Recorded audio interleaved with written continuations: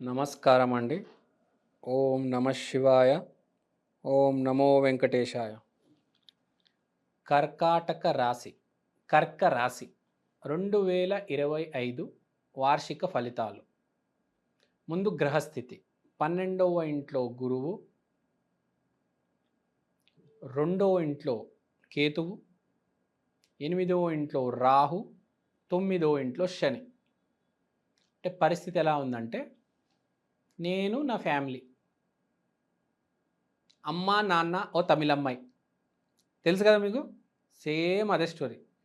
ఈ సంవత్సరం మొత్తం కాన్సన్ట్రేషన్ అంతా మా ఫ్యామిలీ సేఫ్, ఈ డైలాగే. అంటే మొత్తం మీరు, మీ ఫ్యామిలీ, మీ ఫిక్స్డ్ డిపాజిట్లు, మీ దగ్గర ఉన్నంత బంగారము, మీ దగ్గర ఉన్న ఆస్తిపత్రాలు, మీ ఫ్యామిలీని చూసుకోవాలి, ఈసారి సెటిల్ చేయాలి, చెల్లికి పెళ్ళి చేయాలి, తమ్ముడిని కాలేజీలో జాయిన్ చేయాలి, ఊరిలో సొంత ఇల్లు కొనాలి, చెల్లికి పెళ్ళిలో బంగారం పెట్టాలి, మా అమ్మకు 10 చీరలు కొనివ్వాలి. అంటే ఏవో ఇంట్లో ఎవరికైనా ఏదైనా కోరిక ఉంటే అది తీర్చాలి. ఎవడు ఎంతకాలం ఉంటాడో తెలీదు. ఎవడికి ఏది కావాలో అది ఇచ్చేస్తే అయిపోయింది కదా. సో ఇది పాయింట్. ఇదే తిరుగుతూ ఉంటుంది. దాంట్లో నువ్వు కూడా ఉన్నావు అనుకో, నువ్వు కూడా చేసుకుంటావు. మీ పిల్లలకి చేస్తావు, మీ భార్యకి చేస్తావు, నువ్వు కూడా చేసుకుంటావు. కానీ ఏంటంటే దీని చుట్టే ఉంటుంది డెవలప్మెంట్ అనేది. దీని గురించి ఎప్పుడైతే ఆలోచిస్తావు డెవలప్మెంట్ కూడా అప్పుడే జరుగుతుంది. నీకు అర్థమైంది అనుకుంటా. ఈ కర్కరాశి వాళ్ళకి ఏ పని చేసినా మా వాళ్ళ కోసం చేస్తున్నాను అని చెప్పి చేస్తే అది కలిసి వస్తుంది. ప్రతి మనిషికి ప్రతిసారి ప్రతి సంవత్సరం ఒక కండిషన్ ఉంటుంది. ఈసారి ఇది మీ కండిషన్ కర్కరాశి వాళ్ళు. ఇంకా ఆలోచనలు అంటారా, ప్రేమ ప్రేమ ప్రేమ. వాడు బాగుండాలి, వీడు బాగుండాలి, మా ఫ్యామిలీ బాగుండాలి, అందరు బాగుండాలి. అంటే కర్కాటక రాశి అనేది చాలా ఎమోషనల్ రాశి. చాలామందికి తెలీదు. విపరీతమైన ఎమోషనల్ కర్కాటక రాశి. మీరు కావాలంటే క్రాప్ చూడండి, అన్నీ ఒకటే చోటు ఉంటాయి. ఎమోషనల్ ఫెలోస్ వాళ్ళందరూ ఒకటే చోట కలిసిమెలిసి ఉండాలి అని కోరుకుంటారు. దూరంగా వెళ్ళిపోవాలి ఏదో ఇప్పుడు దూరం వెళ్ళిపోయిన వాళ్ళు ఆనందం ఉండదు వాళ్ళకి. వాళ్ళతోనే, వాళ్ళ ఫ్యామిలీ వాళ్ళతోనే, వాళ్ళ ఊర్లో వాళ్ళతోనే మేము కలిసి సంక్రాంతి సెలబ్రేట్ చేసుకుంటాము, మేము కలిసి ఉంటాము. బయట వాళ్ళతో కొంచెం దూరం ఉంటారు. బేసిక్గా చెప్తున్నాను, ఓవరాల్గా కాదు ఇది. సో పాయింట్ ఏంటంటే ఈసారి అయితే సెంటర్ పాయింట్ ఆఫ్ కాన్సన్ట్రేషన్ అదే. నేను, మా ఫ్యామిలీ, మా వారు, డబ్బు సంపాదించాలి బాగా. తర్వాత ఇంకో పాయింట్ ఏంటంటే ఈసారి మీరు ఎవరికి తెలియని వ్యాపారాలు, ఎవరికి తెలియని ఉద్యోగాలు చేయడానికి ప్రయత్నిస్తారు. ఎవడో సాఫ్ట్వేర్ జాబ్ చేస్తే మీరు ఇస్రో వైపు వెళ్తారు. అందరూ కిరాణా షాపులు, బట్టల షాపులు పెట్టుకుంటే మీరు రాళ్ళు రప్పలు అమ్ముకోవడము, భూమి కింద దొరికే పదార్థాలు, బొగ్గు, తైలము, పెట్రోలు, ఇలాంటివి. అంటే అందరు చేయరు. ఇప్పుడు రీసెర్చ్ అందరు చేస్తారా? చేయరు. అలా కొంచెం డామినేషన్ కూడా ఉంటుంది మీది ఈసారి. కొంచెం డామినేషన్ బిహేవియరే ఉంటుంది మీది ఈసారి. అది గుర్తుపెట్టుకోవాలి సుమా. మంచిదే అది చాలా. ఎందుకంటే ఈ రోజుల్లో బతకాలంటే మనం కొద్దిగా డామినేట్ చేయాలండి, లేకపోతే సమాజం తొక్కేస్తుంది. బాగా డామినేట్ చేస్తారు, అందరు మంచిగా చేస్తారు, అందరికీ మంచి జరుగుతుంది దానివల్ల. తర్వాత అదృష్టం అంటారా, ఈసారి మీకు అదృష్టం అనేది కష్టంతో పాటు వస్తుంది. అంటే మొదటి అడుగుతో రాదు, చివరి అడుగుతో వస్తుంది.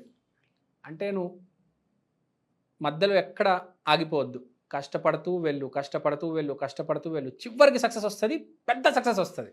సో ఈసారి చెప్పే పాయింట్ ఏంటంటే కర్కాటక రాశి వాళ్ళకి కష్టపడండి, ఒకటే దాని మీద ఉండండి, చివరి దాకా కష్టపడండి, చివరి రోజు దాకా కష్టపడండి, మధ్యలో వదిలేయవద్దు. ఎట్టి పరిస్థితిలో ఫినిష్ ఇట్, సంపూర్ణంగా దాన్ని నువ్వు ఫినిష్ చేయాలి. ఎవ్వరికి నేను చెప్పినట్టు ఏ ఇబ్బంది లేదు. మంచి మార్కులే వేయొచ్చు ఈసారి కర్కాటక రాశి వారికి. 85 మార్క్స్ వేస్తాను నేను. బాగానే ఉంది. ఒక పాయింట్, ఎక్కువ ఎమోషనల్ అయిపోవద్దు. కొంచెం లాజిక్తో ఆలోచించండి. తర్వాత రాత్రిపూట తొందరగా నిద్రపోవాలి మీరు ఈసారి. లేట్ చేయవద్దు. ఆ రీల్స్ చూసుకుంటూ దాని వైపు వెళ్ళిపోవద్దు. తొందరగా పడుకుంటే మీకు మంచిది. ఎంత త్వరగా పడుకుంటే మీకు అంత అదృష్టం కలిసి వస్తుంది ఈ సంవత్సరం. లేట్ చేయవద్దు. 11 కల్లా అయిపోవాలి మొత్తం. 12 దాటకూడదు. అదే చెప్తున్నా. సో మీరు అది గుర్తుపెట్టుకోండి. చాలా పాయింట్స్ ఉంటాయి ఇంకా చెప్పేవి. ఇంకా చెప్పాలంటే చాలా పాయింట్స్ చెప్పొచ్చు. సో కర్కాటక రాశి వాళ్ళకి మనం అనుకున్నది ఏంటి? కష్టపడండి, కలిసి వస్తుంది. ఏది చేసినా ఫ్యామిలీ కోసం చేస్తారు. తర్వాత కొంతమందికి ఈ కర్కాటక రాశి వాళ్ళకి ఎలా ఉంటుందంటే జాతకమే బాగోదు. అంతే కదా. ఇప్పుడు కొంతమంది జాతకం బాగాలేకపోతే ఏం చేస్తాను చెప్పండి కదా. కలిసి రాదు, ఏది చేసినా రివర్స్ అవుతుంది. అలాంటి వాళ్ళు పరిహారం చేసుకోవాలి. ఏ పరిహారం చేసుకోవాలంటే భువనేశ్వరి దేవి. భువనేశ్వరి దేవి పటం కొనుక్కొని మీ ఇంట్లో పెట్టుకోవండి. భువనేశ్వరి దేవిని నమ్మండి. పౌర్ణమి రోజు తూచా తప్పకుండా భువనేశ్వరి దేవిని ఆరాధించాలి. తర్వాత మీరు కుదిరితే మీకు దానంలో పాలు, మిల్క్ ఇవ్వండి. మిల్క్తో రెడీ అయ్యే స్వీట్స్, పాలకోవా అలాంటివి, పాయసం. సో మిల్క్తో రెడీ అయ్యే స్వీట్స్ దానంగా ఇవ్వండి. మండే రోజు కంపల్సరీ టెంపుల్కి వెళ్ళండి. శివాలయానికి వెళ్ళొచ్చు, లేకపోతే అమ్మవారి టెంపుల్కి వెళ్ళొచ్చు. మిల్క్తో తయారయ్యే స్వీట్స్ దానం చేయండి. ఎప్పుడైనా దానం చేస్తే మంచిది. రూపాయి దానం చేస్తే 10 రూపాయలు తిరిగి వస్తుంది. అంతా బాగానే ఉందండి. No need to worry. All is well. అంతా మీ మంచిగా జరుగుతుంది. కష్టపడుతూ వెళ్ళండి అంతే. నేను చెప్పే మాట వినండి. So all the best and keep running. Thank you so much. నమస్కారం అండి. ఓం నమ శివాయ. ఓం నమో వెంకటేశాయ. 2025 ఈ సంవత్సరం ఎలా ఉండబోతుంది? ఈ సంవత్సరం చాలా గొప్ప సంవత్సరం. ఈసారి మనకు ఒకటే సంవత్సరంలో 4 వైదిక గ్రహాలు, 2 ఔటర్ ప్లానెట్స్ మారబోతున్నాయి. అంటే రాహుకేతు, గురు, శని ఒకటే సంవత్సరంలో మారుతున్నాయి. అది కాకుండా ఈ నవగ్రహాలతో పాటు మన సిస్టంలోనే యురానస్, నెప్ట్యూన్ అని 2 గ్రహాలు ఉన్నాయి. అవి కూడా సూర్యుడి చుట్టూ తిరుగుతున్నాయి. కానీ నవగ్రహాల్లో మన వాళ్ళు ఇంక్లూడ్ చేయలేదు, కలపలేదు. కానీ ఆ 2 గ్రహాలు కూడా రాశి మారుతున్నాయి ఈసారి. అంటే చూసుకుంటే 6 గ్రహాలు రాశులు మారుతున్నాయి ఒకటే సంవత్సరంలో. అది కాకుండా షష్ఠగ్రహ కూటమి అనేది కూడా జరగబోతుంది. ఇప్పుడు దీనివల్ల జరిగేది ఏంటి అని మనం చూసుకుంటే మోస్ట్ ఇంపార్టెంట్, మనకు 2 వర్డ్స్లో చెప్పాలంటే చాలా simple. War zone, economic crisis. War zone అంటే ఏంటి? ఇప్పుడు అమెరికా, యూరోప్ లాంటి దేశాల్లో ఇప్పుడు మనం ఆల్రెడీ చూస్తున్నాం, యుద్ధం అనేది బాగా పుంజుకొచ్చింది. అంటే ఈ గొడవలు జరగడం వల్ల కంపెనీస్కి డ్యామేజ్ అవుతాయి. ఇప్పుడు అమెరికాలో సాఫ్ట్వేర్ కంపెనీస్కి ప్రాజెక్టులు లేకపోతే ఇండియాలో ఇక్కడ జాబ్స్ ఎలా ఉంటాయండి? సో ఒక రిసెషన్ అనేది రాబోతుంది. సో చాలామంది వ్యాపారాలకి షిఫ్ట్ అవ్వడం అనేది జరుగుతుంది. 2025, 2026, 2027 3 సంవత్సరాలు జీవితాన్ని తిప్పే సంవత్సరాలు. ప్రప్రథమంగా 2025లో మీరు ఎన్నడూ చూడని రెసెషన్ చూస్తారు. కానీ దానివల్ల ఒక మంచి జరుగుతుంది. ప్రజలందరూ ఒక ధాటికొచ్చి ఇంకా 2 ఉంటాయి మనిషికి.